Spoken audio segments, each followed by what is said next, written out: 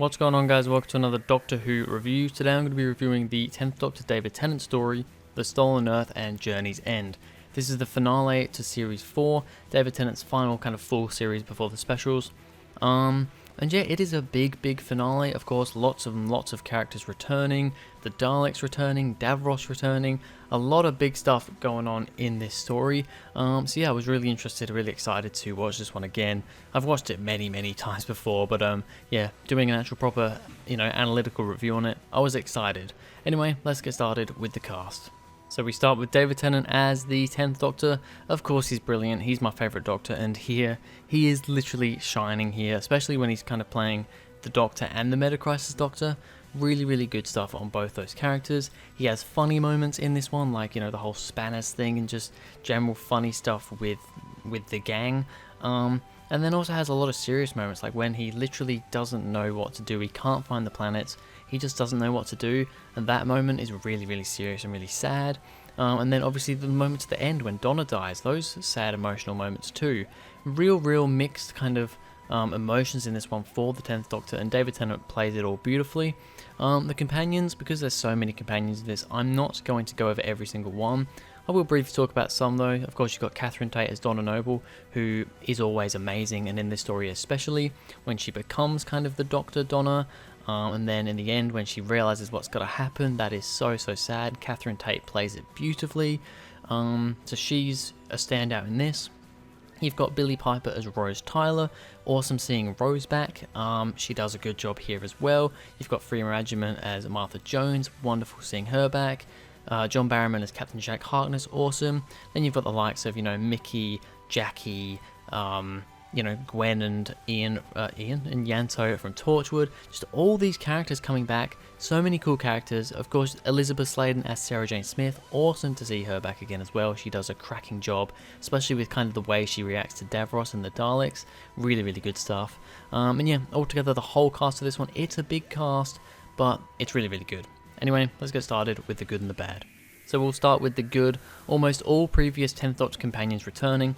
I just mentioned this in the cast, but yep, they're all brilliant. Not a single one of them feels wasted, and I really like it because, in a way, it is kind of fan servicey. Let's be honest, bringing back all these companions and characters from really the 10th Doctor era, but kind of just the RTD era in general.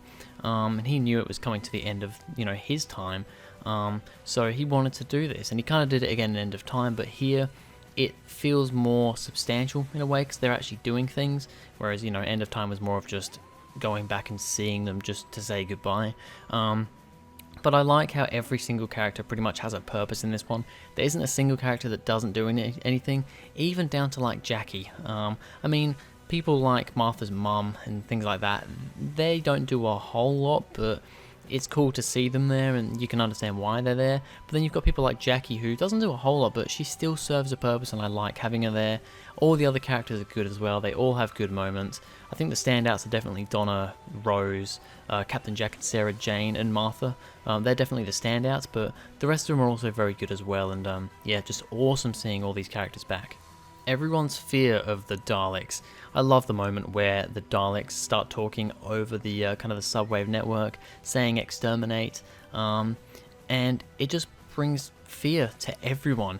You see Captain Jack, who's terrified. He doesn't know what to do because obviously the time when he became invincible, he got exterminated by a Dalek. Rose brought him back, but that for him, that's a terrifying time because he died there. He actually died to the Daleks and he was terrified of them, so that was awesome seeing the emotion on his face. Sarah Jane, the emotion on her, obviously she met the Daleks twice, in Death to the Daleks with the 3rd Doctor and Genesis to the Daleks with the 4th Doctor. Her reaction to the Daleks is really sad, and just awesome performance there. And generally everyone, just really good performances all out, and just the fear in everyone's eyes of the Daleks, it's great. The Supreme Dalek looks awesome. I absolutely love the Supreme Dalek, the red and gold one. It's probably my favourite Dalek design ever. I think it looks so cool. It really stands out. He's bigger. He's got the three kind of light up ear pieces, whatever you want to call them, which is cool. Just the design of him with like the big golden kind of, I don't know, like barriers kind of around his chest piece, or whatever you call that on a Dalek neck piece. He just looks so menacing, and I think red and gold really suits the Daleks. The red, really, I think red, we need to see more red Daleks because they look awesome. I love the Supreme Dalek, and ultimately, does he do a whole lot? Not a whole lot, but I still think he's pretty cool, and I love him. We've got lost planets we've heard about throughout the series. I love that. I love how we get all these lost planets. This whole thing is about the lost planets, and of course, RTD was very good at kind of building things up for a finale, and he did it here, but it's maybe a little bit more subtle throughout the series compared to some of the other things. You know, you've got the Vote Saxon and the Torchwood stuff and the Bad Wolf stuff, which wasn't quite as subtle. I think this is a bit more subtle though, this one, because, you know, you've got, Paravilia in the Fires of Pompeii, their planet disappeared. That's a bit weird. Then you've got the Lost Moon of Poosh, which I believe gets mentioned in Midnight about being missing. Of course, Lost Moon of Poosh. And you've also got, what was it? Adipose 3 from Partners in Crime. That went missing as well. And it's just like these little things that all ties in, and I love it when they do that sort of stuff for the series. So that's really, really cool there. This is, of course, the return of Davros, which is just brilliant. Seeing Davros return is just such a crazy, crazy thing. Yeah, just really, really interesting. Of course, we haven't seen Davros since Remembrance of the Daleks back in the 70s. In the 70s? In the 80s with the 7th Doctor, that's what I was supposed to say. He was, of course, ever since Genesis in the classic series, he was in every Dalek story, kind of got a bit overused, but we hadn't seen him in the new series up until this point, and seeing him back again was great. And I think is it Julian Bleach who plays him in the new series? Does a fantastic job. Honestly, probably the second best Davros next to the original who played in Genesis, who I can't remember. I always get mixed up which one's which. But yeah, brilliant seeing Davros back. The Doctor giving up because there's nothing he can do. Like I said before, I mentioned this. He literally, you know, they go to the Shadow Proclamation, they figure out something, they're like, okay, we've got to do this. They fly the TARDIS to literally the end of the possible time they can go to, and yeah, still doesn't find the Earth, still doesn't find all the planets, so he's like, I don't know what to do now. I literally have gone as far as I can possibly go. I don't know what to do. He doesn't want to give up, but he's pretty much got no choice because he has no way that he can think of to find the Earth. And the emotion of David Tennant just standing there, just kind of looking into the distance in sheer disappointment, and it's a brilliant bit of acting. And Donna as well, Catherine Tate's acting there, just like saying, you never give up, and she just starts crying, and it's just a brilliant, brilliant moment. Yeah, really, really sad stuff, and that just shows, you know, the Doctor was defeated at this point. That is the Doctor defeated. He just kind of loses all hope and basically shuts down, and that's a pretty scary thing to see. Harriet Jones, Martha Torchwood, and Sarah Jane boosting the signal to call the Doctor. Love that scene. It's a nice little action scene of all these kind of characters that we know and love coming together to be able to call the Doctor. I just think it's a really cool scene. The music and everything and the pacing of it is really awesome. And when the call finally comes through to the Doctor, you know, he's still standing there at the time, just completely nothing, don't know what to do. And then all of a sudden the phone rings. He's like, phone! And he just, you can tell he looks excited. He's like, there's hope here. Maybe there's something going on here. We can. And then he, you know, he follows the phone signal, and it's just, it's a brilliant moment that just, it picks up from the Doctor being absolutely at his lowest to, oh, wait a minute, there's something going on here, there's some hope, we can maybe do this, and it's just brilliant. A Dalek exterminates the Doctor. Of course, a big, big moment at the end of The Stolen Earth, the first part. The Doctor gets exterminated while running to Rose, and it's such a sad moment, and it's just, it literally comes from nowhere, shoots the Doctor, he's on the floor, he's like, oh, I'm dying, you know, this is, you know, and then Captain Jack comes in, kills the Dalek, and they get him to the TARDIS. Really, really crazy moment for all fans, especially at that time, breaking up such a moment that was going to be so amazing, and then it just, he gets exterminated, and it's just like, Jesus, okay. Then of course you've got the Doctor regenerating, the cliffhanger for The Stolen Earth, a brilliant, brilliant cliffhanger. Looking back on it now, I kind of think, back in the day, I'm interested of what, you know, people that have been watching the show for a lot longer would have thought, because having the regeneration happening, and then him still not regenerated yet, and it goes into the credits like next time. I do think it's a bit like, okay, well, it doesn't seem, especially nowadays, if that happened nowadays, if a Doctor was regenerating at the end of part 1, and then it stopped, and it's like, oh, you've got to wait to see what happens next time, I'd just instantly be like, yeah, well, he's not going to properly regenerate, is he? It's kind of obvious. Surely they're not just going to have him regenerating into the new Doctor literally in the middle of part 1 and part 2. So looking back on that, it's a bit like meh, but it's still a big moment, and I imagine for a lot of people at the time, it would have been a pretty crazy thing seeing him regenerate there, and you would have been wondering, God, what is going to happen? We need to get the next part. So yeah, although I think it's a little bit kind of iffy, it's still a big cliffhanger. A half-human Doctor grows from the hand, and Donna, really cool stuff. You've got the Meta-Crisis Doctor, that's all good. I think David Tennant plays that beautifully. A bit more of a, well, in the end, darker version of this Doctor, which I like to see. And, you know, him having kind of aspects of Donna as well, like the way he talks is similar to the way Donna talks with the whole oi thing. And I love the whole Spanners scene, that's just hilarious. The planets create a transmitter for the reality bomb. You've got Davros' whole reality bomb thing with all the planets coming together. These specific planets get together, they create some kind of energy, and that creates their reality bomb.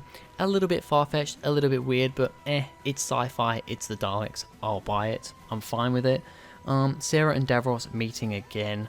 When Sarah talks to Davros, it's just, I mean, it'd be one thing for Sarah just going, oh my god, Davros, you know, holy shit. But the fact that Davros hears Sarah's voice first and says, oh my god, I know that voice, you know, that is an interesting moment. You know, if it was just Sarah recognizing Davros first, the fact that it's Davros kind of recognizing Sarah, I think that's really cool and a really unique moment. The Doctor thinking of all the people who have died around him. I love that little montage scene of just all the people from like series 1, 2, 3, 4. All those characters that have died kind of in the Doctor's name, you know, around the Doctor because of the Doctor. The good people that have died. A really emotional scene. And, you know, Davros has got a point there. The Doctor brings destruction, death and destruction. And that's just kind of how it is for him.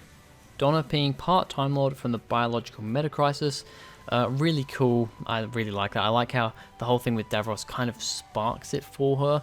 I find that quite interesting, and it kind of makes sense to me in a sci-fi world, you know. Her brain isn't quite, you know, there yet, and a bit of a zap, bit of a kind of firing in the brain, and that part gets turned on. And she's part Time Lord, part human. And I love that stuff. Once again, Catherine Tate plays it beautifully. Yeah, awesome seeing her as the part Time Lord, part human. You've got everyone flying the TARDIS together. Awesome seeing everybody flying the TARDIS.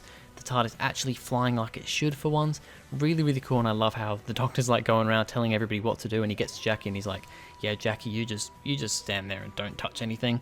Love that scene. Nice little funny thing for Jackie. You've got the Doctor taking Rose and the Meta-Crisis Doctor back to the parallel world.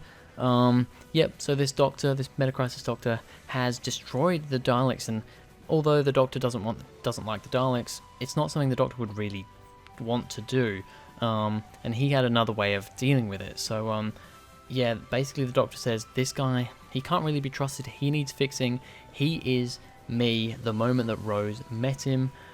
So leaves him and Rose on the parallel world, and basically says to Rose, you've got to make him better.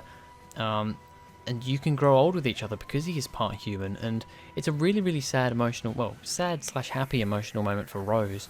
The whole lovey-dovey thing, once again, it's a bit meh, but I like how they at least did something with it with this human Doctor. I like that, instead of kind of just leaving Rose by herself, or somehow getting her with the Doctor. Instead, they had her with the Meta-Crisis Doctor, which I think, all in all, worked pretty well. And then the final good thing I have to talk about here from this massive list, and I'm literally losing my voice, is Donna's departure is so sad. Probably the saddest companion departure ever. For me, it's more heartbreaking than Rose's exit. Mostly, I think, because I prefer Donna over Rose. But yeah, just really sad. And the fact that she kind of knows, she's like, yeah, I know that there can't be a part human, part Time Lord. So what's got to be done's got to be done, but she's really not happy about it, and it's just so sad. Everything that they went through and the chemistry that they had, she literally has to forget the Doctor, and it's honestly the saddest thing I've ever watched. Alright, so on to the bad. There's one little point that I'm going to mention here. That's Dalek Khan betraying the Daleks. It feels a little bit off to me, personally. You've got Dalek Khan, who was in Doomsday, the Cult of Skaro, wanted everyone dead. You've got him in Daleks in Manhattan, Evolution of the Daleks, wanted them all dead, and was the last Dalek remaining there, and flew off. Basically used the temporal shift thing to fly off into the time vortex or whatever he did. So he was an evil bastard. Then he came and, from what I understand, saved the Daleks. He saved the Daleks from the Time War, and then, but then after that, he realized what the Daleks were, and ultimately decided to betray them. I don't know. It doesn't really feel right. It feels a bit off. Yeah, there's not really much more I can say about that, but it just feels a bit off personally. Alright, so a rating for the Stolen Earth / Journey's End. It's a 10 out of 10, there's no doubt about it. I love this two-part finale. It is up there with my favourite episodes. I think it's in my top 5 for sure. Maybe my top 3. Maybe my top 3. My top 3 of David Tennant's possibly, but you know, there's just so many good ones, it's hard to decide. But yeah, I love this two-parter. I think it's definitely my favourite finale, probably of all the new series. Maybe World Enough in Time, The Doctor Falls comes close, but I think it possibly is my favourite finale. And it's just such a brilliant story. I love it so much. The Daleks, I think, are really good here. This is, I think, the last time they were properly threatening. After this, they went downhill a bit again. But yeah, I love everything about this story. It's brilliant. 10 out of 10 for sure. Alright, so now we've got to pick out our next story that we're going to be reviewing. So let's go and do that. Alright, so here we are. We're going to pick out our next episode from the TARDIS. Give it a shake. Good old shake. Ow. Sorry about that. I just whacked my elbow on the desk. Alrighty. What episode are we going to be reviewing? If it's a David Tennant one again, the 10th Doctor one, I'll be redrawing it. Otherwise, we will be going with it.